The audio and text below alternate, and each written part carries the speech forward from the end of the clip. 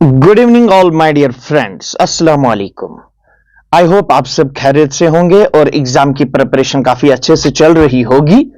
तो बेटा, आज हमें थर्मोडायनेमिक्स का लेक्चर नंबर 2 डिस्कस करना है और हमें सिर्फ बेटा बोर्ड एग्जाम्स के लिए सम इंपॉर्टेंट क्वेश्चंस ही डिस्कस करने हैं।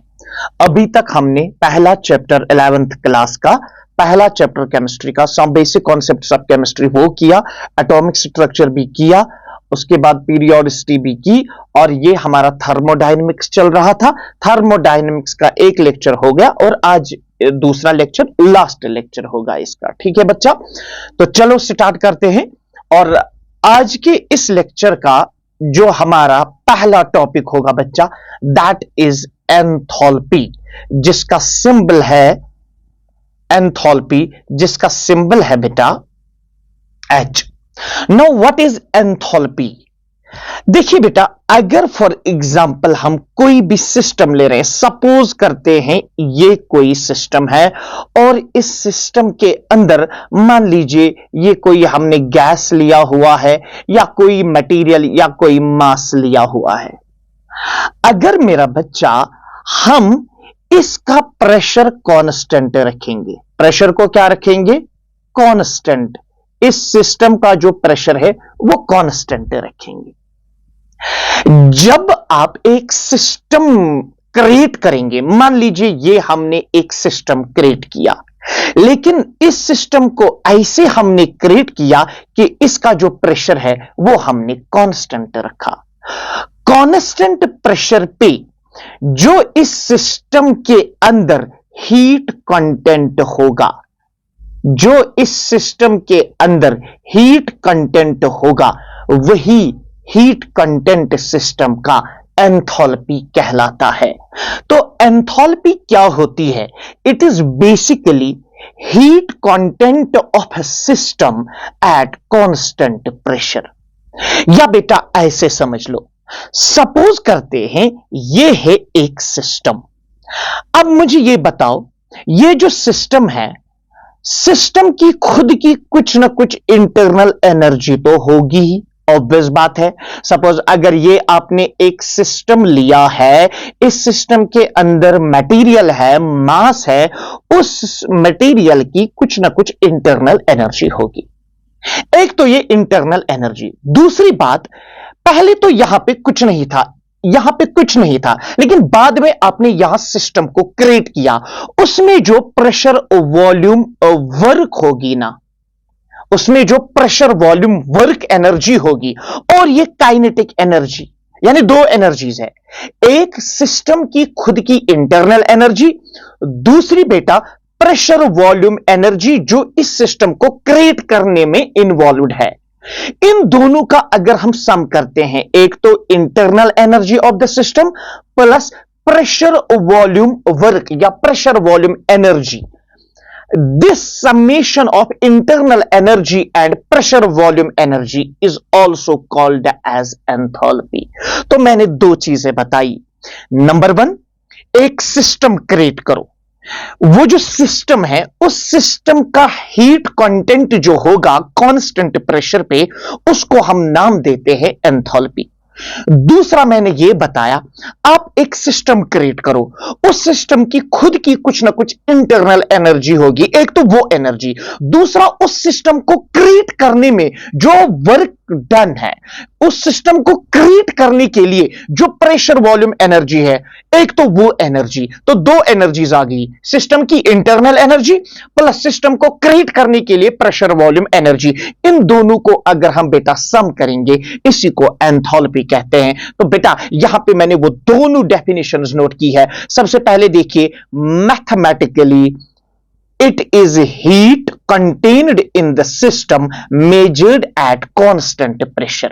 यानी सिस्टम को कांस्टेंट प्रेशर पे रखो और फिर उस सिस्टम का हीट कंटेंट मेजर करो, that is basically the enthalpy of system.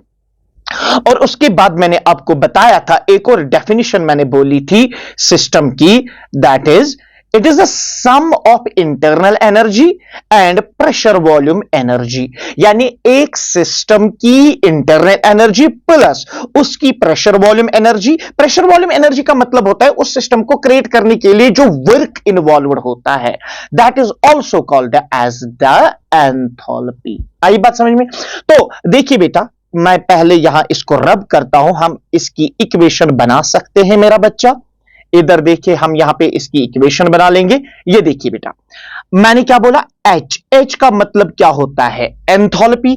किसके बराबर होती है सर? एक तो सिस्टम की यू, यू का मतलब इंटरनल एनर्जी, एक तो सिस्टम की इंटरनल एनर्जी प्लस बेटा उस सिस्टम को क्रिएट करने के लिए प्रेशर वॉल्यूम एनर्जी।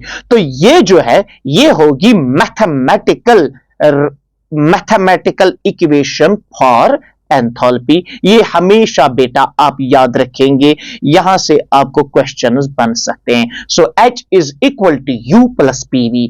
H का मतलब एंथैल्पी, U का मतलब internal energy of the system, PV का मतलब होता है pressure volume energy of the system. Now मेरा बच्चा एक चीज दिमाग में रखो, अगर फॉर एग्जाम्पल ये कोई सिस्टम है, मान लीजिए ये है कोई सिस्टम, इस सिस्टम के अंदर मान लीजिए ये है कोई गैस, क्या हम इस सिस्टम का 100% एक्यूरेसी के साथ बता सकते हैं कि इसकी एंथैल्पी क्या होगी? क्या हम किसी भी सिस्टम की एंथैल्पी का एब्सोल्यूट वैल्यू 100% एक्यूरेट वैल्यू बता सकते हैं? नहीं बता सकते। याद रखिएगा, एंथैल्पी का एब्सोल्यूट वैल्यू हम नहीं निकाल सकते हैं। तो फिर क्या निकाल सकते हैं? हम निकाल सकते हैं चेंज इन एंथैल्पी, न कि एंथैल्पी। तो यहां पे हमने बेटा नोट किया है, इधर देखिए आप, हमने नोट किया है, it is impossible to determine absolute value of enthalpy, so we determine change in enthalpy। हम किसी भी सिस्टम का एब्सोल्यूट वैल्यू नहीं निकाल सकते हैं कि इसकी एंथैल्पी क्या है। एंथैल्पी का एब्सोल्यूट वैल्यू, एंथैल्पी का एब्सोल्यूट वैल्यू हम नहीं निकाल सकते, 100% एक्यूरेट वैल्यू हम नहीं निकाल सकते, बल्कि हम निकालेंगे चेंज। अब देखिए फॉर एग्जाम्पल, अगर ये है कोई सिस्टम, इधर देखिए, एक सेकंड, इसको हम डिलीट करते हैं। सपोज करते हैं ये है एक सिस्टम, सपोज करते हैं इसकी इनिशियल एंथैल्पी है H1, उसके बाद कुछ चेंज हो गई, अब ये जो सिस्टम है इसकी एंथैल्पी अब चेंज हो गई। सपोज करते हैं इसकी फाइनल एंथैल्पी है H2, तो चेंज कैसे निकालते हैं? Final enthalpy minus initial enthalpy, तो delta H can be written as delta H equal to H2 minus H1। ये याद रखिएगा, H2 माइनस H1, यानी change in enthalpy is equal to final enthalpy minus initial enthalpy. अगर बेटा इस equation में, अगर हम इस इक्वेशन में चेंज निकालेंगे, दैट इज वेरी सिंपल। से फॉर एग्जांपल अगर हमें निकालना होगा H1, H1 किसके बराबर होगा? U1 plus P1 V1। इसी तरह से H2 जो है that will be equal to U2 plus P2 V2। और बेटा अगर हमें एंथैल्पी चेंज निकालनी है, डेल्टा H निकालना है, वो तो फाइनल माइनस इनिशियल, यानी H2 माइनस H1, तो क्या हम यहां से नेट इक्वेशन निकाल सकते हैं? Delta H equal to U2 minus U1, ये क्या आ जाएगा? डेल्टा U प्लस यहां आ जाएगा P1 या P2 V2 minus P1 V1। ठीक है, या शॉर्ट में हम पहले इसको लिखेंगे, हम लिखेंगे सिंपली, हम लिखेंगे बेटा सिंपली डेल्टा PV। ठीक है, हम सिंपली लिखेंगे डेल्टा PV। ये देखो बेटा, ये this is one more important equation, you will keep this equation in mind. ठीक है, तो हम नहीं निकाल सकते एब्सोल्यूट वैल्यू एंथैल्पी का, बल्कि हम निकाल सकते हैं change in enthalpy. Change in enthalpy होती है final enthalpy of system minus initial enthalpy of system. और अगर इन एंथैल्पी की बेसिक इक्वेशन ये है तो हम यहां से लिख सकते हैं delta H equal to delta U plus delta PV. ठीक है ना। अब यहां प्रेशर को भी वेरिएबल रख सकते हैं और वॉल्यूम को भी, लेकिन मैंने अभी बोला बेसिकली जब हम एंथैल्पी की बात करते हैं तो हम प्रेशर को कांस्टेंट रखते हैं। तो ये इक्वेशन बनेगी delta H equal to delta U plus pressure constant into delta V, because most of the reactions are carried out at constant pressure. आई बात समझ में? क्लियर हो गई बात? चले आगे बढ़ते हैं। One more important point, enthalpy is an extensive property because E and V are extensive properties. बात को समझिएगा, जो एंथैल्पी है ना ये एक एक्सटेंसिव प्रॉपर्टी है। सर एक्सटेंसिव प्रॉपर्टी क्या होती है? मैंने आपको बोला था एक्सटेंसिव प्रॉपर्टीज वो प्रॉपर्टीज होती है जो डिपेंड करती है अमाउंट ऑफ सब्सटेंस। जितना अमाउंट ज्यादा होगा, जितने नंबर ऑफ मॉलिक्यूल ज्यादा होंगे, जितने नंबर ऑफ मोल ज्यादा होंगे, उतनी वो क्वांटिटी ज्यादा होती है। उस क्वांटिटी को हम एक्सटेंसिव प्रॉपर्टी कहते हैं। याद रखना एंथैल्पी जो होती है, एंथैल्पी भी एक एक्सटेंसिव प्रॉपर्टी है और ये डिपेंड करती है अमाउंट ऑफ सब्सटेंस पे, ये डिपेंड करती है अमाउंट ऑफ सब्सटेंस पे, ये डिपेंड करती है नंबर ऑफ मोल्स पे। जितने नंबर ऑफ मोल ज्यादा होंगे, जितना नंबर ऑफ मोल ज्यादा होंगे, जितना अमाउंट ज्यादा होगा, उतना एंथैल्पी ज्यादा होगी। एक और इंपॉर्टेंट पॉइंट यहां पे नोट कीजिए, जो ये एंथैल्पी होती है it is a state function. जो एंथैल्पी है ना बेटा, ये एक स्टेट फंक्शन है। स्टेट फंक्शन का मतलब जो डिपेंड करता है upon the initial and final state of system, जो डिपेंड करता है only upon initial and final state of system. यानी अगर हमें डेल्टा एच निकालना है एंथैल्पी चेंज, तो हमें सिर्फ फाइनल एंथैल्पी और इनिशियल एंथैल्पी चाहिए, पाथ को हमें कुछ नहीं करना है। ठीक है बच्चा, चलो आगे बढ़ते हैं।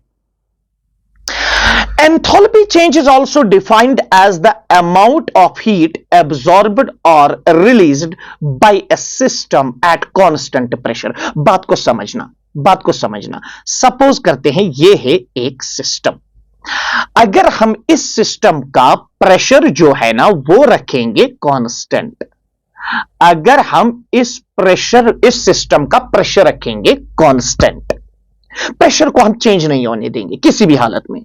सपोज इसमें कोई गैस है, ये सिस्टम है, कांस्टेंट प्रेशर पे गौर कीजिएगा, कांस्टेंट प्रेशर पे एक सिस्टम जो है ये कितनी हीट को बेटा रिलीज करेगा या ये कितनी हीट एब्जॉर्ब करेगा। यानी मैं लिखूंगा प्लस क्यू मतलब कितनी हीट एब्जॉर्ब करेगा, माइनस क्यू यानी कितनी हीट रिलीज करेगा। सपोज करते हैं ये एक सिस्टम है, हमने प्रेशर को क्या रखा है कांस्टेंट। कांस्टेंट प्रेशर पे ये जो सिस्टम है ये कितनी हीट एब्जॉर्ब करेगा या कितनी हीट बेटा रिलीज करेगा, उसको बेटा हम कहते हैं डेल्टा एच, एंथैल्पी चेंज। बात समझ रहे हो ना। सो एंथैल्पी चेंज को हम ऐसे भी डिफाइन करेंगे, कोई भी सिस्टम, एक सिस्टम ले लो आप, कोई भी सिस्टम कितनी हीट रिलीज करेगा या कितनी हीट एब्जॉर्ब करेगा एट कांस्टेंट प्रेशर, उस हीट चेंज को हम नाम देते हैं एंथैल्पी चेंज। और बात क्लियर हो गई तो याद रखिएगा जो डेल्टा एच होता है यानी कि एंथैल्पी चेंज जो होती है, मैं लिख सकता हूं it is the heat change, it is the heat change. Heat change का मतलब क्या है?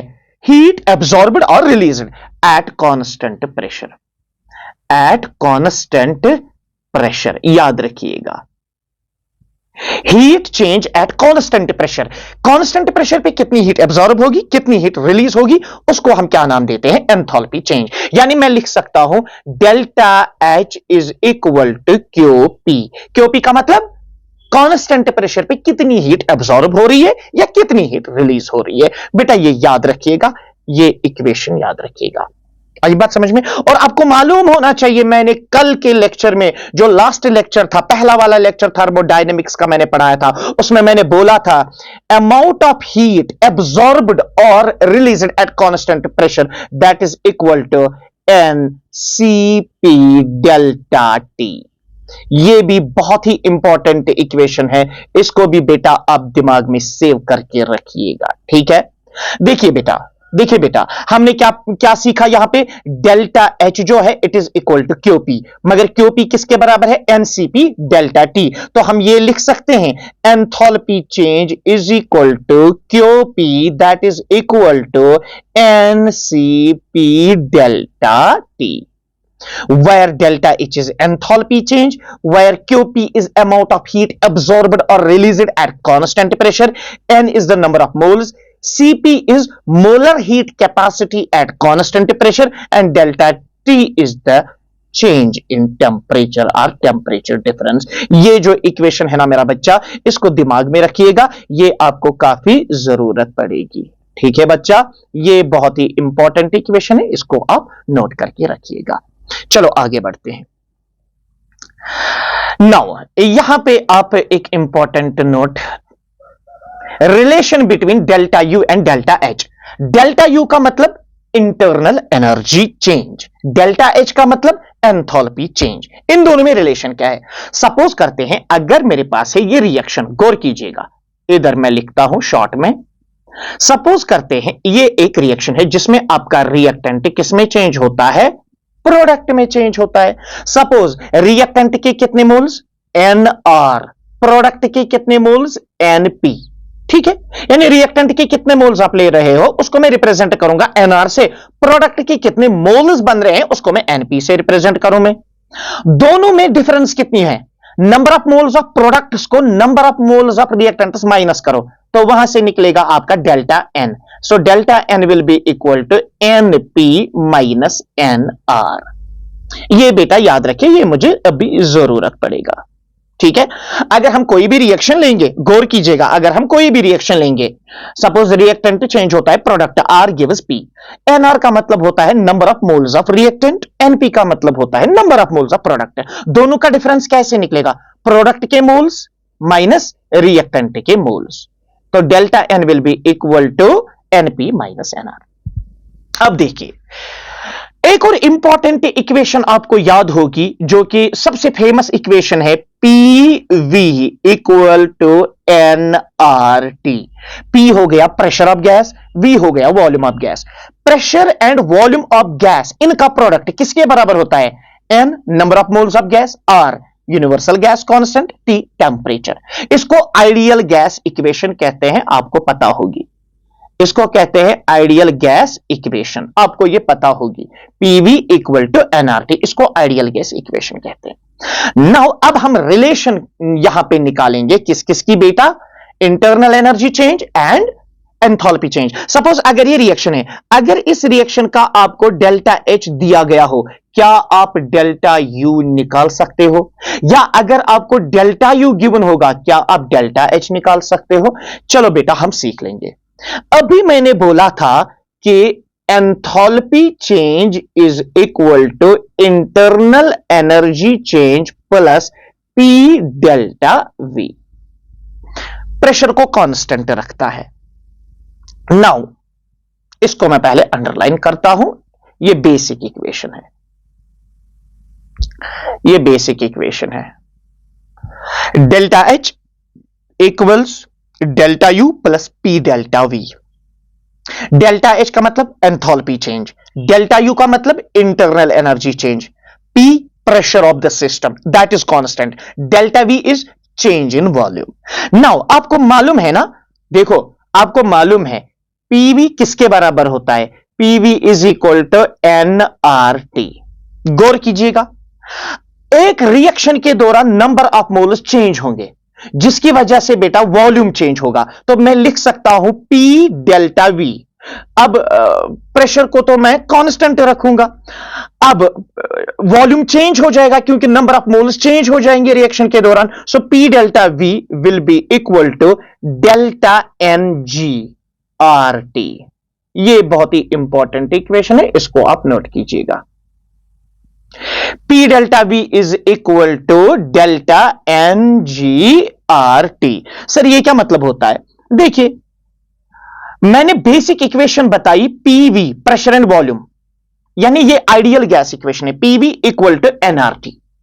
एक रिएक्शन के दौरान नंबर ऑफ मोल्स चेंज होते हैं, जैसे कि मैंने यहां पे बताया था। जब ये रिएक्शन हो गई है ना, तो number of moles of products minus number of moles of reactants, वहां निकला change in number of moles. तो जब नंबर ऑफ मोल्स चेंज होंगे, वॉल्यूम चेंज होगा। वही लिखा मैंने, P delta V। Delta V is the change in volume, कब? Upon the change in number of moles of reactant. इसीलिए इसको हम बेटा यहां पे नोट करेंगे। नाउ अब आगे बढ़ते हैं, तो बताइए यहां से डेल्टा H किसके बराबर आएगा? Sir delta H will be equal to delta U plus P delta V के बदले क्या लिखूंगा मैं? Delta NGRT। ये हमारी फाइनल इक्वेशन बन गई। ये हमारी फाइनल इक्वेशन बन गई। This is final equation. यहां से बेटा आपको क्वेश्चंस बन सकते हैं, यहां से आपको क्वेश्चंस बन सकते हैं। Delta H equal to delta U plus delta NGRT। ये बहुत ही इंपॉर्टेंट फॉर्मूला है, एंट्रेंस में भी यहां से क्वेश्चन आते हैं और 11th में भी आपको 2 मार्क्स वाला या 3 मार्क्स वाला ये क्वेश्चन आ सकता है। अब देखिए, अब हम एग्जाम्पल से समझाते हैं। देखो, गौर कीजिए, अगर मेरे पास ये वाली रिएक्शन है, H2 गैस, ये रिएक्ट करता है Cl2 गैस के साथ और ये बना देता है 2 टाइम्स HCl गैस। अब मुझे बताइए इस रिएक्शन के लिए, अब मुझे बताइए इस रिएक्शन के लिए जो यहां हमने ली, इस रिएक्शन के लिए डेल्टा H और डेल्टा U की रिलेशन क्या बनेगी?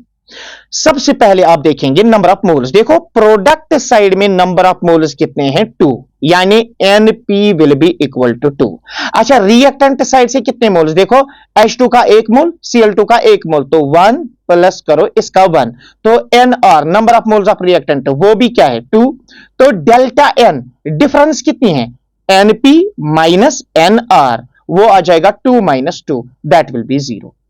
तो इस रिएक्शन के लिए जो डेल्टा N है ना, वो कितना आ गया? 0 आ गया। तो हम लिख सकते हैं delta H equal to delta U plus 0, यानी इस रिएक्शन के लिए डेल्टा H किसके बराबर है? Delta U। ये क्वेश्चन कभी कभी आता है और इस पे बेटा फोकस कीजिएगा। यानी डेल्टा H डेल्टा U के बराबर कब होगा? जब डेल्टा NG 0 होगा, जब रिएक्टेंट साइड में और प्रोडक्ट साइड में नंबर ऑफ मोल्स क्या होंगे? बराबर होंगे। आई बात समझ में?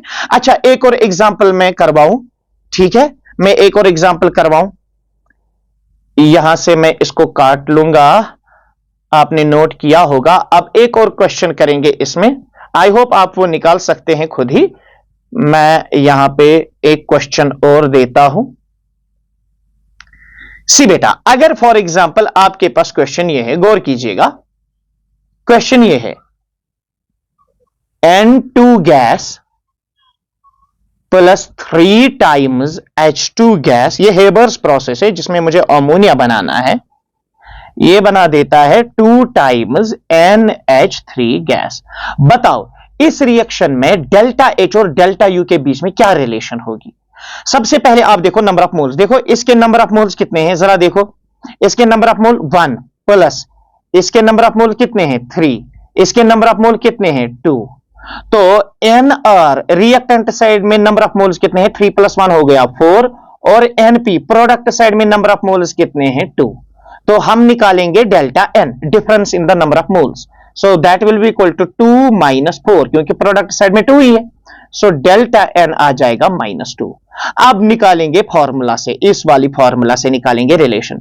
सो delta H will be equal to delta U plus delta N। Ng कितना है? डेल्टा Ng की वैल्यू -2, तो ये आ जाएगा -2 RT। तो ये आ जाएगा delta H equal to delta U plus minus हो गया -2 RT। ये हो गई फाइनल इक्वेशन। आई होप अब आप निकाल सकते हैं। आई होप अब आप निकाल सकते हैं, कोई भी इक्वेशन हो अब आप निकाल सकते हैं, ठीक है ना। इस वाले केस में आप निकाल सकते हैं डेल्टा एन जी की वैल्यू, उसके बाद रिलेशन निकलेगी, ठीक है। दैट मींस या तो डेल्टा एच, यहां देखिए, दैट मींस या तो डेल्टा एच डेल्टा यू के बराबर होगा, ठीक है ना। वो कब होगा? जब delta N G equal to 0, या तो delta H greater than delta U होगा, वो कब? जब delta N G greater than 0 होगा, या बेटा delta H less than delta U, और वो कब पॉसिबल है? जब delta N G less than 0 होगा। बेटा ये चीजें दिमाग में रखिएगा, हो सकता है आपके एग्जाम में ये क्वेश्चन आए, ठीक है ना। चलो आगे बढ़ते हैं। तो अब हमारे पास है एक और इंपॉर्टेंट क्वेश्चन, एक और इंपॉर्टेंट रिलेशन जो आपके एग्जाम में आ सकती है, that is relation between CP and CV. CP क्या है और सीवी क्या है? मैंने आपको जब थर्मोडायनेमिक्स में हीट कैपेसिटी पढ़ाई, वहां पे एक हीट कैपेसिटी पढ़ाई थी, molar heat capacity. Molar heat capacity को हमने डिवाइड किया था दो ग्रुप्स में। Molar heat capacity at constant pressure, उसको सीपी से रिप्रेजेंट किया था, and molar heat capacity at constant volume, उसको सीवी से रिप्रेजेंट किया। अब हमें सीपी और सीवी के बीच में रिलेशन देनी है। आपको मालूम है, मैंने लास्ट टाइम जब इंटरनल एनर्जी पढ़ाई थी, उसमें मैंने कहा था change in internal energy is equal to N C V delta T. ये इक्वेशन में ऑलरेडी आपको बता चुका हूं। Delta U is change in internal energy of a system, N is the number of moles of gas, C V is the molar heat capacity at constant volume, delta T is the temperature change. Now अगर हम N की value 1 लेंगे for 1 मोल, तो बताइए equation क्या बनेगी? For 1 mole delta U will be equal to C V delta T. Okay, ये भी बेटा, ये इक्वेशन भी आप दिमाग में रखिए। तो ये है इंटरनल एनर्जी चेंज। उसके बाद अभी हमने लेक्चर में पढ़ा था एंथैल्पी चेंज, और वहां मैंने आपसे कहा था जो एंथैल्पी चेंज है delta H, that is equal to N C P delta T. Delta H क्या है इसमें मेरा बच्चा? It is enthalpy change. N क्या है? Number of moles. सीपी क्या है? Molar heat capacity at constant pressure. Delta T क्या है? That is the temperature change. Now for 1 mole equation क्या बनेगी? सर 1 मोल के लिए इक्वेशन बनेगी delta H equal to CP delta T. Okay, ये इक्वेशन भी आप नोट करके रखिएगा। हमें निकालनी है रिलेशन सीपी और सीवी में, ठीक है। इसको मैंने इक्वेशन फर्स्ट मान लिया, इसको मैंने इक्वेशन मान लीजिए सेकंड मान लिया। नाउ आपको पता होगी, हमने अभी अभी पढ़ा एक बहुत ही ब्यूटीफुल सी equation, enthalpy change delta H is equal to delta U plus P delta V, है कि नहीं? ये तो अभी पढ़ा ना, enthalpy change is equal to internal energy change plus P delta V. और आपको यह भी मालूम है कि PV is equal to nRT, n is the number of moles। अगर नंबर ऑफ मोल 1 लेंगे तो that will be equal to RT। या हम कह सकते हैं अगर प्रेशर को कांस्टेंट रखेंगे, वॉल्यूम चेंज होगा, तो P delta V will be equal to R, तो कांस्टेंट है ही, तो ये आ जाएगा R डेल्टा T, ठीक है। तो P डेल्टा V की वैल्यू भी आ गई, और P डेल्टा V किसके बराबर है? R delta T।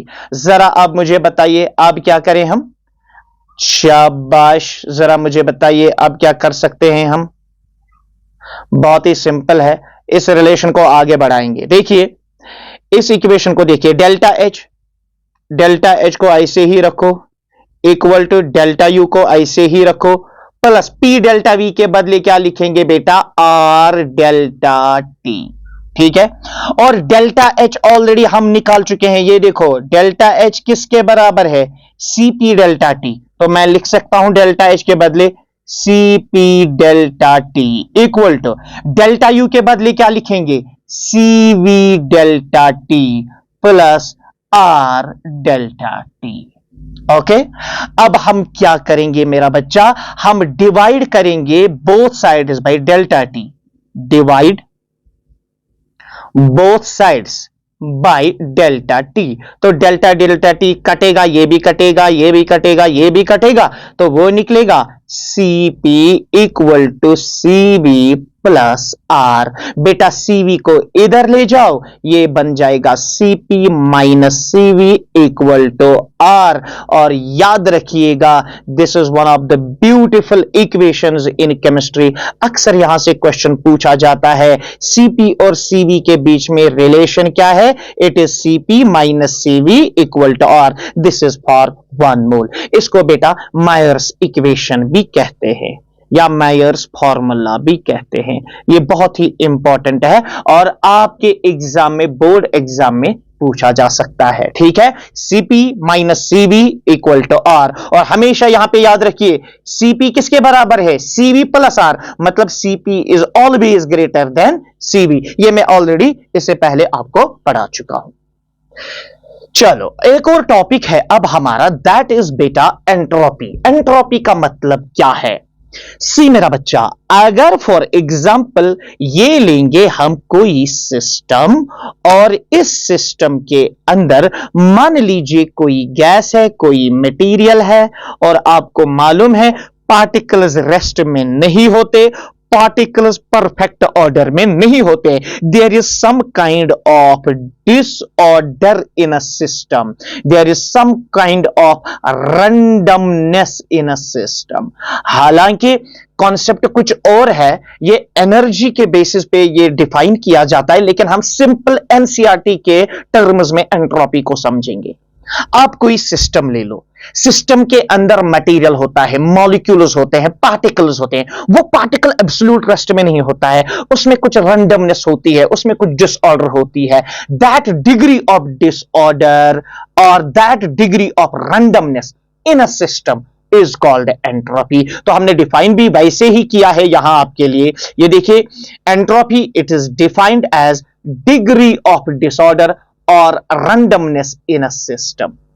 आई बात समझ में? जितना एक सिस्टम के अंदर बेटा डिसऑर्डर ज्यादा होगा, जितनी रैंडमनेस ज्यादा होगी बेटा, उतनी एंट्रोपी भी क्या होगी? उतनी एंट्रोपी ज्यादा होगी। आई बात समझ में? और इसको बेटा हम एस से, कैपिटल लेटर एस से रिप्रेजेंट करते हैं। तो what is entropy? It is the degree of disorder और रैंडमनेस इन अ सिस्टम। किसी भी सिस्टम के अंदर पार्टिकल्स का डिसऑर्डर या रैंडमनेस कितना है, that basically measures the entropy. आई बात समझ में? नेक्स्ट पॉइंट, ये जो एंट्रोपी होती है ना, ये एंट्रोपी एक्सटेंसिव प्रॉपर्टी होती है। अब मैं आपको ये समझाता हूं, ये कैसे एक एक्सटेंसिव प्रॉपर्टी है। गौर कीजिएगा, how it is an extensive property. बात को समझना, बात को बेटा समझना, बात को समझना। अब मैं यहां पे 3 सिस्टम्स लेता हूं, आप मुझे बोलना एंट्रोपी कहां ज्यादा होगी। ये देखिए, ये एक सिस्टम है, ये एक और सिस्टम है, मान लीजिए ये एक और सिस्टम है। सपोज करते हैं इसमें एक मॉलिक्यूल है, इसमें 2 मॉलिक्यूल्स हैं, इसमें बेटा 3 मॉलिक्यूल्स है। बताओ डिसऑर्डर किधर ज्यादा?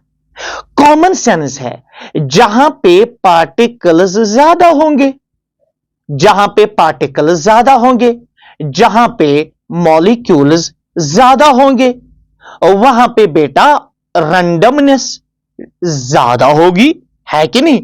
वहां पे डिसऑर्डर ऑब्वियसली ज्यादा होगा और वहां पे एंट्रोपी भी ज्यादा होगी। तो याद रखना, जितने मॉलिक्यूल ज्यादा, जितने पार्टिकल ज्यादा या जितने मोल्स ज्यादा, उतनी बेटा एंट्रोपी ज्यादा। देखो, जितने पार्टिकल ज्यादा, जितने मॉलिक्यूल ज्यादा, जितने मोल ज्यादा, उतनी रैंडमनेस ज्यादा, डिसऑर्डर भी ज्यादा और एंट्रोपी भी ज्यादा। यानी कि एंट्रोपी डिपेंड करती है अमाउंट ऑफ सब्सटेंस पे। इसीलिए हम यहां पे बेटा कहते हैं कि जो एंट्रोपी है, entropy is an extensive property.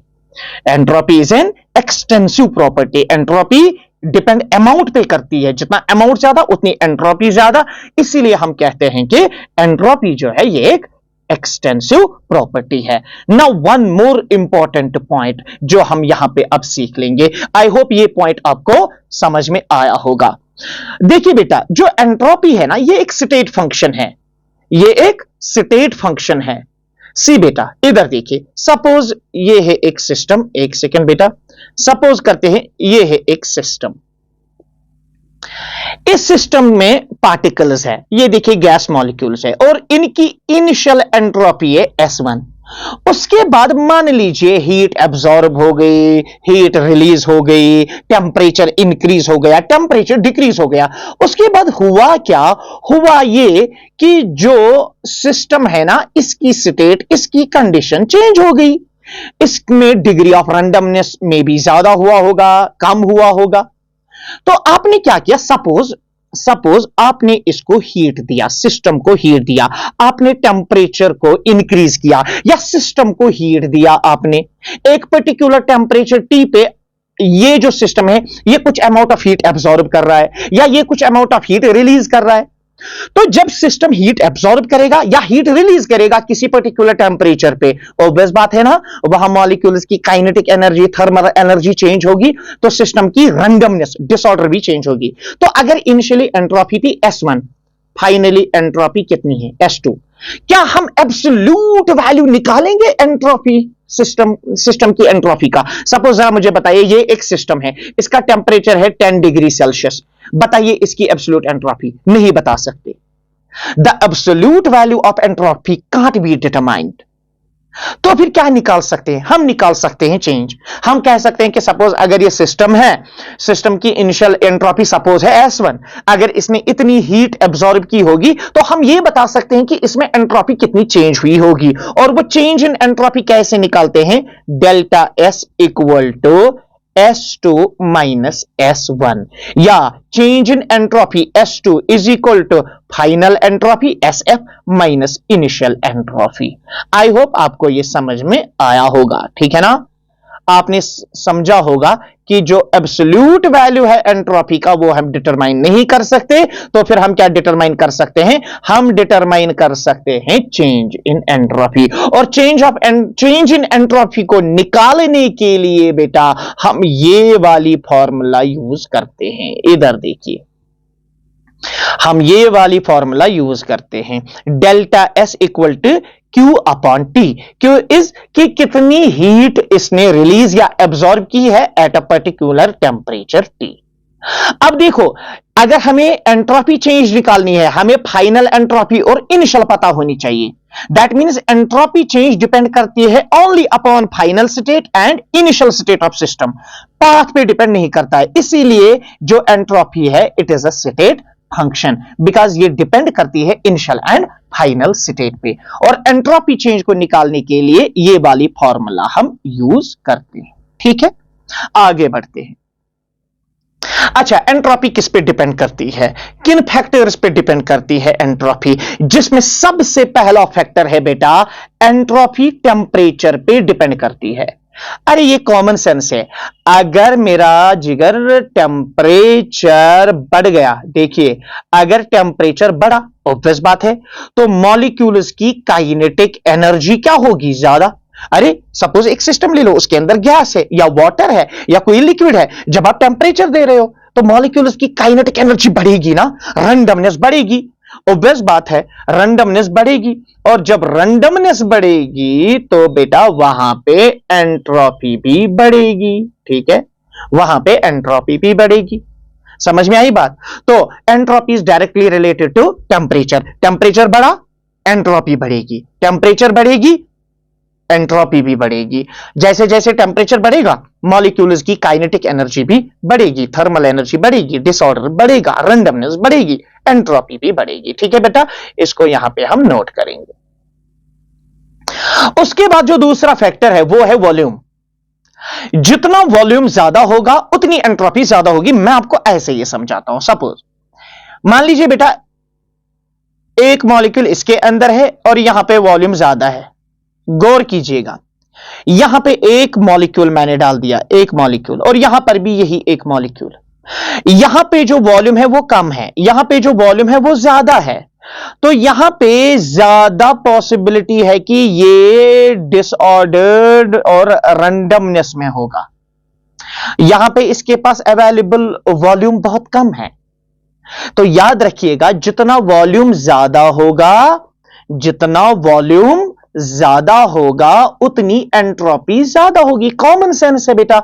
अगर फॉर एग्जांपल एक छोटा सा कमरा है, उसमें एक बच्चे को डालेंगे तो उसमें डिसऑर्डर कम होगा, लेकिन अगर हम एक बड़ा कमरा लेंगे, उसमें एक छोटे बच्चे को डालेंगे, तो वहां पे और ज्यादा रैंडमनेस क्रिएट हो जाएगी, क्योंकि वॉल्यूम ज्यादा अवेलेबल है रैंडमनेस क्रिएट करने के लिए।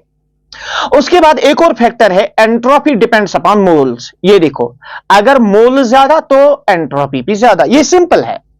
जैसे कि मैंने अभी बोला, जितने मोल ज्यादा होंगे उतने मॉलिक्यूल ज्यादा होंगे, जितने मॉलिक्यूल ज्यादा होंगे उतने हर एक मॉलिक्यूल की अपनी रैंडमनेस, अपनी डिग्री ऑफ डिसऑर्डर होगी, तो ऑब्वियसली उतनी एंट्रोपी ज्यादा होगी। अब मैं इसको भी समझाता हूं, जरा इधर देखिए, इसको भी मैं समझाता हूं। एक छोटी सी एग्जांपल से मैं आपको नंबर ऑफ मोल से भी समझाता हूं। इधर देखिए बेटा, सपोज ये एक बीकर है, ये दूसरा बीकर है। सपोज करते हैं यहां 4 मॉलिक्यूल्स है। सपोज करते हैं यहां पे मान लीजिए 10 मॉलिक्यूल्स है। इधर जो रैंडमनेस होगी that is only due to 4 molecules. इधर जो रैंडमनेस होगी इस वाले केस में that will be due to 10 molecules. अरे एक रूम में 2 बच्चे, दूसरे रूम में 10 बच्चे, डिसऑर्डर क्रिएट कहां ज्यादा हो जाएगा? तो ऑब्वियस बात है, तो जितने नंबर ऑफ मोल ज्यादा होंगे उतनी एंट्रोपी ज्यादा होगी। अब कुछ एग्जांपल्स है। सपोज हमारे पास यहां पे है, ये देखो बॉक्स में कुछ एग्जांपल्स है। डिसोसिएशन, अगर डिसोसिएशन हो जाएगी तो एंट्रोपी बढ़ेगी कि कम होगी? अरे पहले इनको तोड़ो, 2 में डिसोसिएट करो, एक को 5 में तोड़ो, एक को 3 में तोड़ो, तो जब डिसोसिएशन होगी नंबर ऑफ पार्टिकल्स बढ़ेंगे। जितने पार्टिकल्स बढ़ेंगे एंट्रोपी बढ़ेगी। तो जब एंट्रोपी बढ़ेगी that means change in entropy is positive, entropy increases, delta S is greater than 0, delta S is positive. इसी तरह से डिकंपोजिशन, अगेन द सेम। इसी तरह से वेपराइजेशन, आपके सपोज कोई बीकर है, बीकर में पानी है, आपने हीट दिया, वो इवेपोरेट हो गया, उसकी वेपराइजेशन हो गई। तो पहले लिक्विड मॉलिक्यूल क्लोज थे, अब वेपर्स बहुत दूर दूर रैंडम मोशन में होंगे, बहुत ज्यादा काइनेटिक एनर्जी है। इसी तरह से फ्यूजन यानी कि मेल्टिंग, अगर पहले सॉलिड आइस है ना, आइस सॉलिड है, उसको फिर मेल्ट करो, वो लिक्विड बनेगा। तो कॉमन सेंस है इन सब प्रोसेसेस में, डिसोसिएशन, डिकंपोजिशन, वेपराइजेशन, फ्यूजन को आप ऐसे मेल्टिंग भी कह सकते हो। इन सब में एंट्रोपी क्या हो रही है? एंट्रोपी इंक्रीज हो रही है। इनमें एंट्रोपी जो है, एंट्रोपी इंक्रीज हो रही है। और जब भी एंट्रोपी इंक्रीज होगी तो delta S is greater than 0, और डेल्टा एस को हम लेंगे पॉजिटिव। और कुछ एग्जांपल अगर हम यहां पे लेंगे, फॉर एग्जांपल हमारे पास है प्रेशर को इंक्रीज करो, जितना प्रेशर इंक्रीज करोगे ना उतना बेटा डिसऑर्डर रैंडमनेस कम होगी, तो एंट्रोपी कम हो जाएगी, तो change in entropy less than 0 यानी कि नेगेटिव है। इसी तरह से क्रिस्टलाइजेशन, देखो अगर आप कोई सॉल्ट सॉल्यूशन बना रहे हो, फिर उसको कूल डाउन करोगे, फिर वो सॉल्ट मॉलिक्यूल्स चिपक जाएंगे और वो सॉल्ट बनाएंगे, क्रिस्टल्स बनाएंगे। ऑब्वियस बात है, पहले वो फ्री मोशन में होते हैं, पहले वो ज्यादा रैंडमनेस डिसऑर्डर्ड मोशन में है। अब जब क्रिस्टल बनाएंगे तो प्रॉपर परफेक्ट ऑर्डर आएगा। तो क्रिस्टलाइजेशन जब हो जाएगी ना तो वहां पे एंट्रोपी कम हो रही है। इसी तरह से एसोसिएशन, एसोसिएशन का मतलब 2 मिले एक ही बना, 4 मिले एक ही बना, 3 मिले एक ही बना। चाहे प्रेशर इंक्रीज करो क्रिस्टलाइजेशन हो जाएगी, या एसोसिएशन, हर केस में एंट्रोपी कम होगी, यानी कि डेल्टा एस लेस देन 0 यानी कि डेल्टा एस नेगेटिव होगा। आई होप आपको ये बातें समझ में आई होगी। नाउ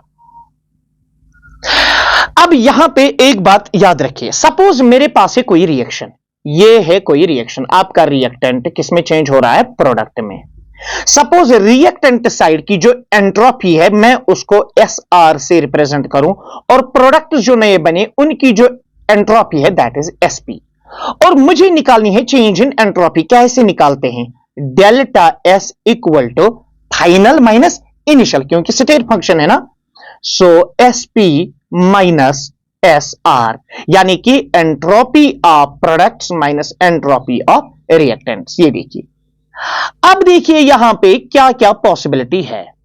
या तो बेटा डेल्टा एस जो है ना दैट विल बी 0, और वो कब पॉसिबल है? जब entropy of products entropy of reactants के बराबर होगी। या तो ये वाला केस है delta S greater than zero, यानी delta S is positive. Positive कब होगी? जब entropy of product entropy of reactant से ज्यादा होगा, है ना बेटा। एसपी जब ज्यादा होगा, रिएक्टेंट ऑफ जो प्रोडक्ट साइड की जो एंट्रोपी अगर वो ज्यादा होगी तो delta S will be greater than zero. अच्छा, एक और पॉसिबिलिटी है delta S less than zero, यानी कि नेगेटिव। ये कब पॉसिबल है सर? ये पॉसिबल है अगर रिएक्टेंट्स की एंट्रोपी ज्यादा होगी प्रोडक्ट्स की एंट्रोपी से। तो तीन केसेस है, या तो एंट्रोपी बेटा जीरो होगी, या तो एंट्रोपी ग्रेटर देन जीरो यानी कि पॉजिटिव, या तो एंट्रोपी लेस देन जीरो यानी कि नेगेटिव। और मैंने बता दिया कब कब ये पॉसिबल है। और यहां पे एक नोट लिखिएगा, अगर डेल्टा एस बेटा जीरो होगा तो याद रखना वो प्रोसेस या जो रिएक्शन है दैट इज इन इक्विलिब्रियम, वो इक्विलिब्रियम में होती है। ठीक है, ओके, आगे बढ़ते हैं। सेकंड लॉ ऑफ थर्मोडायनेमिक्स बड़ा सिंपल है, ये आपके बोर्ड एग्जाम में पूछा जा सकता है। देखिए सेकंड लॉ क्या कह रहा है। सेकंड लॉ ऑफ थर्मोडायनेमिक्स ये थ्योरेटिकल है। जो लॉज ऑफ थर्मोडायनेमिक्स है these are empirical in nature, these are theoretical, these are hypothetical. ये कोई एक्सपेरिमेंट नहीं किया गया है, बल्कि डे टू डे लाइफ के ऑब्जर्वेशन से इनको जस्टिफाई किया जाता है। अब आप समझ लीजिएगा कि सेकंड लॉ ऑफ थर्मोडायनेमिक्स क्या कह रहा है, समझ लीजिए। सेकंड लॉ ऑफ थर्मोडायनेमिक्स कह रहा है ये जो पूरी यूनिवर्स है, ये जो पूरी यूनिवर्स है, मान लीजिए ये यूनिवर्स है, ये जो पूरी यूनिवर्स है, इसकी जो एंट्रोपी है, इसकी जो रैंडमनेस है, इसका जो डिसऑर्डर है वो डे बाय डे इंक्रीज हो रहा है। यानी एंट्रोपी या रैंडमनेस या disorder of universe continuously increases, और अगर एंट्रोपी बढ़ रही है इसका मतलब delta S is greater than zero, इसका मतलब डेल्टा एस जो है that is positive. This statement is called as second law of thermodynamics, मतलब entropy of universe is increasing, यानी कि total entropy change is always positive for the universe. यहां पे मैंने लिखा भी है, This law states that entropy of universe is increasing, यानी कायनात की एंट्रोपी जो है वो बढ़ रही है। इसका मतलब क्या है?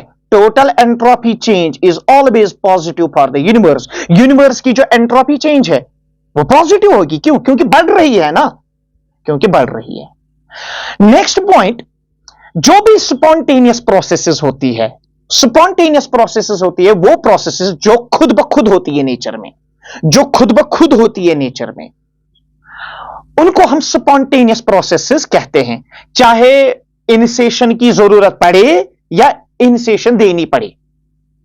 स्पॉन्टेनियस प्रोसेसेस जो होती है या जो इरिवर्सिबल प्रोसेसेस होती है, ये दो यहां पे मैंने नोट किए हैं। Number one, for spontaneous processes and irreversible processes, दोनों चीजें मैंने पढ़ाई है।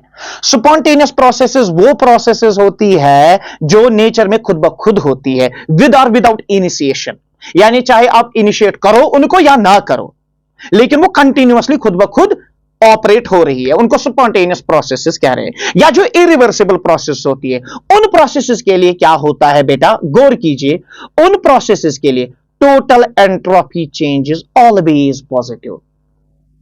Total entropy change is always positive. For spontaneous processes, जो spontaneous processes होती है, जो irreversible processes होती है, उनका जो डेल्टा एस होता है वो होता है पॉजिटिव। तो याद रखना, for spontaneous processes, अगर स्पॉन्टेनियस प्रोसेसेस होती है बेटा या स्पॉन्टेनियस रिएक्शंस, और जो इरिवर्सिबल रिएक्शंस या इरिवर्सिबल प्रोसेसेस होती है, उनमें याद रखो delta S is greater than zero, यानी एंट्रोपी इज इंक्रीजिंग, यानी कि डेल्टा एस इज पॉजिटिव। ठीक है, इसका मतलब रिएक्शन या प्रोसेस उस डायरेक्शन में जाएगी जिस डायरेक्शन में एंट्रोपी बढ़ेगी। This is second law of thermodynamics. Now entropy change and spontaneity. देखिए बेटा, स्पॉन्टेनिटी का मतलब क्या हुआ? कोई भी रिएक्शन या कोई भी प्रोसेस क्या खुद से हो रही है या इसको करना पड़ता है? अगर खुद से हो रही है तो उस प्रोसेस को स्पॉन्टेनियस कहते हैं। अगर करनी पड़ती है प्रोसेस को, ड्राइविंग फोर्स की जरूरत होती है, उसको एक्सटर्नल एनर्जी की जरूरत होती है, तो उसको नॉन स्पॉन्टेनियस प्रोसेस कहते हैं। आई बात समझ में? कोई प्रोसेस खुद ब खुद हो रही है, जैसे ये पेन है, मैंने फेंक दिया, खुद ब खुद नीचे आ गया। क्या ये नीचे से ऊपर खुद आ सकता है? नहीं।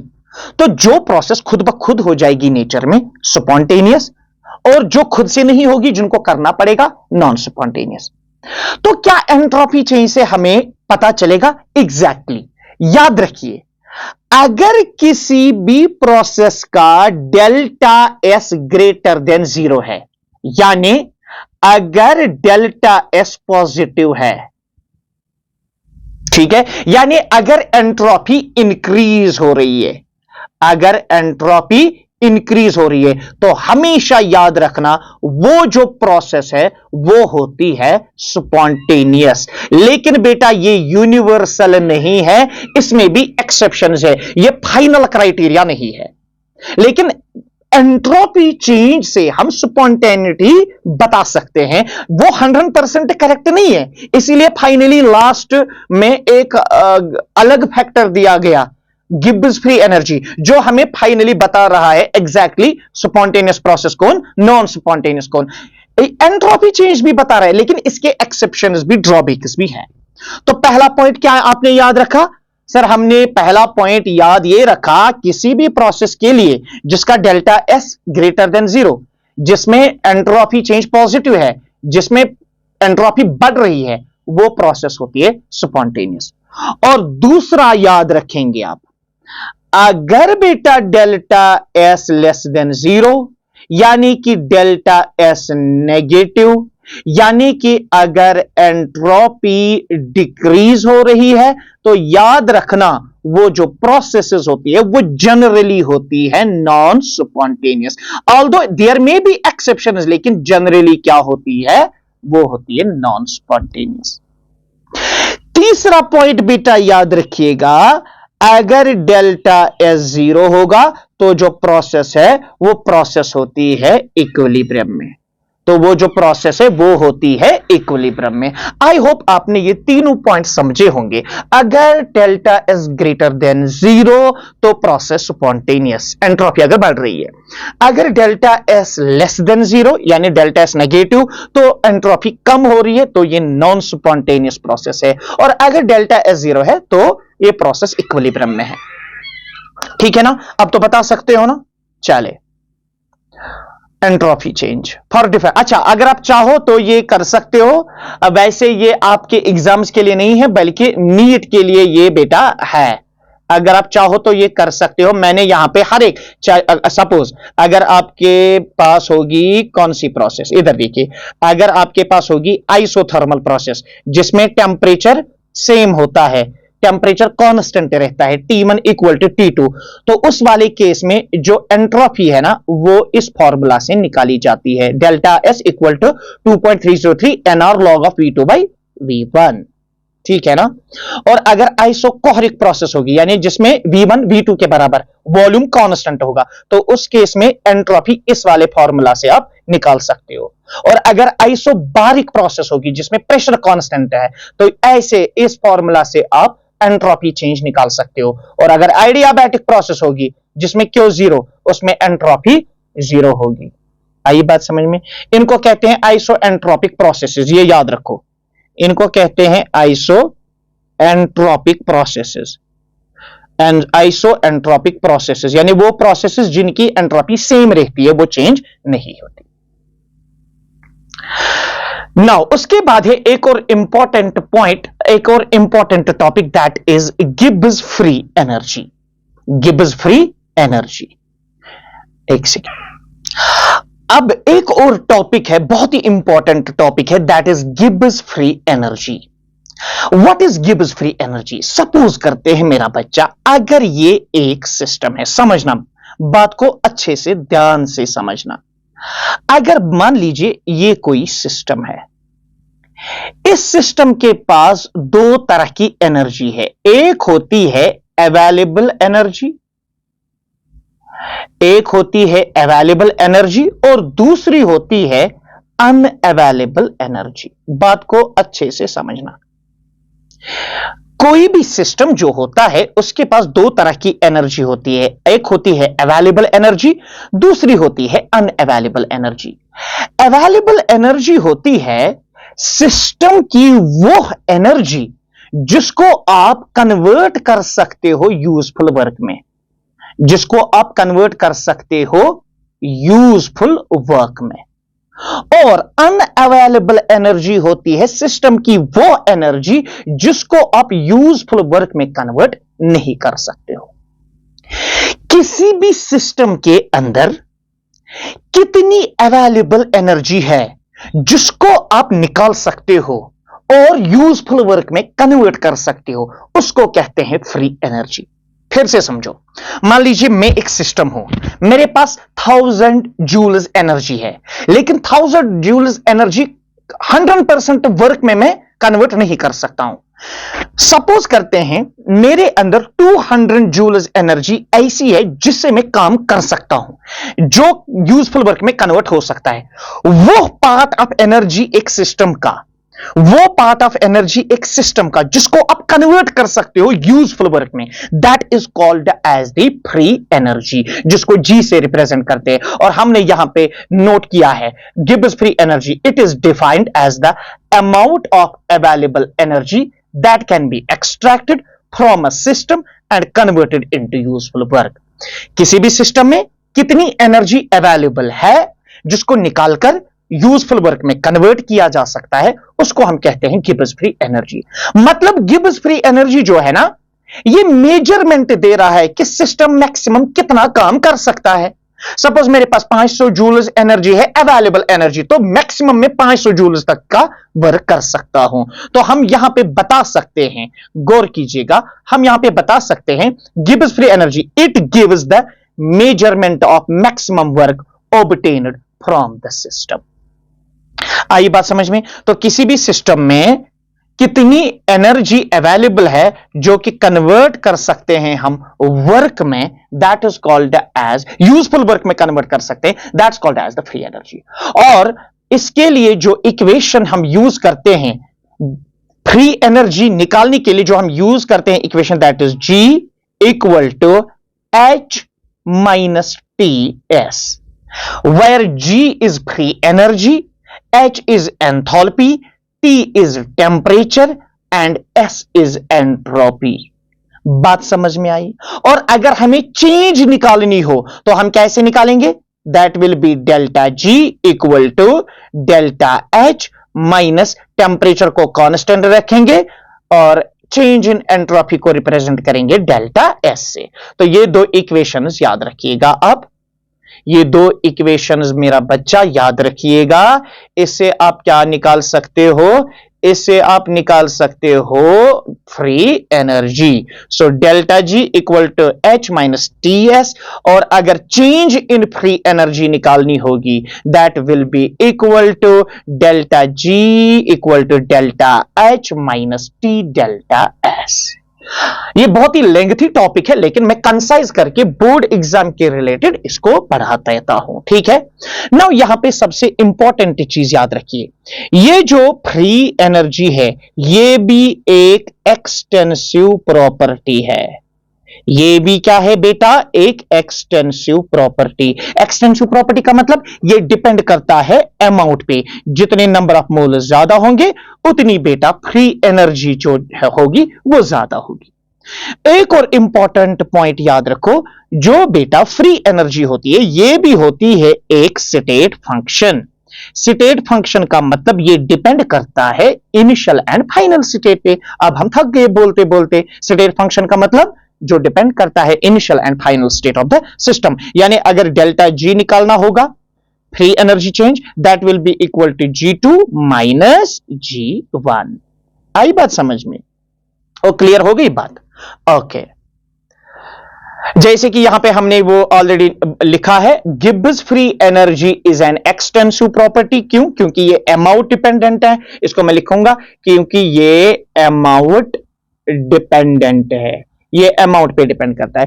It is a state function, ये भी बोला था मैंने, क्योंकि ये डिपेंड करती है इनिशियल एंड फाइनल स्टेट पे। सपोज अगर मुझे डेल्टा जी निकालना होगा तो delta G will be equal to G final minus G initial, या delta G will be equal to G two minus G one, या delta G will be equal to free energy of products minus free energy of reactants. ये exam के लिए बेटा याद रखिए। एक और important for a cyclic process, आपको मालूम है ना साइक्लिक प्रोसेस में क्या होता है? हां बिल्कुल आपको मालूम है, साइक्लिक प्रोसेस में क्या होता है? इनिशियल स्टेट, इनिशियल स्टेट किसके बराबर होता है? फाइनल स्टेट के बराबर। अगर इनिशियल स्टेट फाइनल स्टेट के बराबर तो हम कह सकते हैं G1 इक्वल टू G2, तो फिर डेल्टा जी कितना आएगा? जीरो। तो साइक्लिक प्रोसेस के लिए डेल्टा जी जो होगा that will B zero. Okay, आगे बढ़ते हैं। Delta G and spontaneity. देखिए, एक रिएक्शन या एक प्रोसेस स्पॉन्टेनियस होगी कि नॉन स्पॉन्टेनियस होगी, खुद से होगी कि करनी पड़ेगी, इसका अल्टीमेटली जवाब डेल्टा जी से पता चलता है। और हमेशा के लिए याद रखिए, अगर बेटा डेल्टा जी होगा नेगेटिव, यानी अगर बेटा डेल्टा जी होगा लेस देन जीरो, तो प्रोसेस इज ऑलवेज स्पॉन्टेनियस। किसी भी प्रोसेस के लिए अगर याद रहे, किसी भी प्रोसेस के लिए अगर डेल्टा जी नेगेटिव आया, लेस देन जीरो आया, वो प्रोसेस हमेशा के लिए स्पॉन्टेनियस।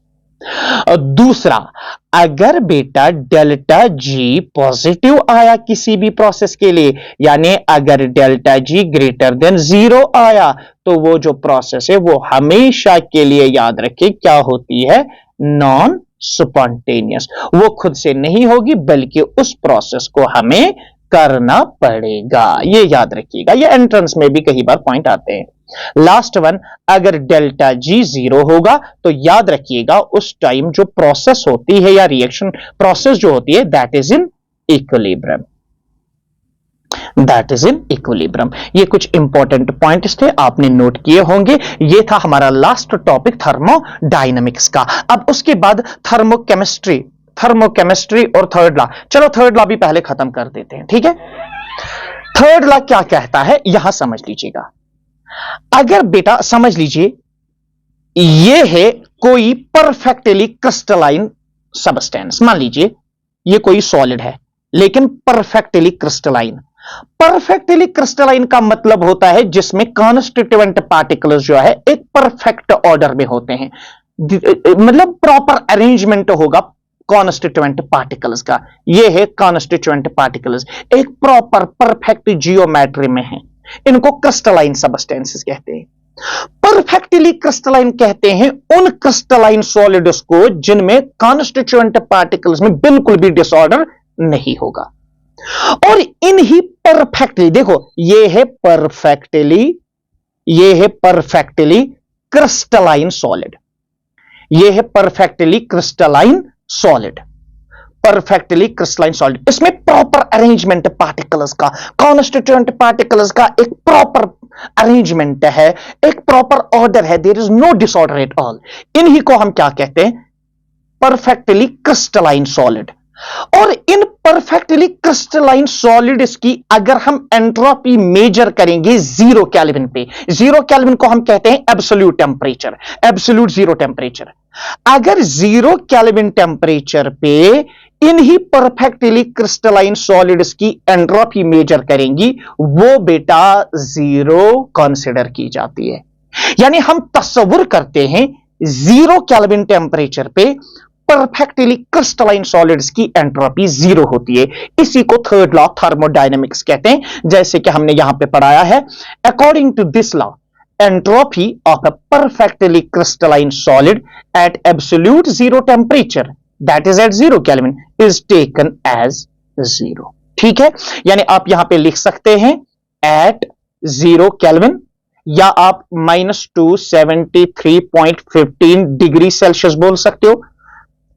इस पे एंट्रोपी जो है, entropy of a perfectly crystalline solid, that is 0। ये हो सकता है statement third law of thermodynamics आ जाए, दो कि इसमें और डिराइवेशन है, लेकिन बोर्ड के लिए इतना आप बेटा याद रखिएगा, ठीक है। Now this was the last topic. अब हमें थर्मोकेमिस्ट्री रह गई है, बस उसमें आधा घंटा लगेगा सिर्फ टॉपिक एक एग्जाम के लिए, वो है हैसेस लॉ। हैसेस लॉ कल मैं अपलोड करता हूं, तो मुझे दीजिए इजाजत, आप तब तक प्रिपेयर करते रहिएगा। अल्लाह हाफिज to everybody, thank you so much.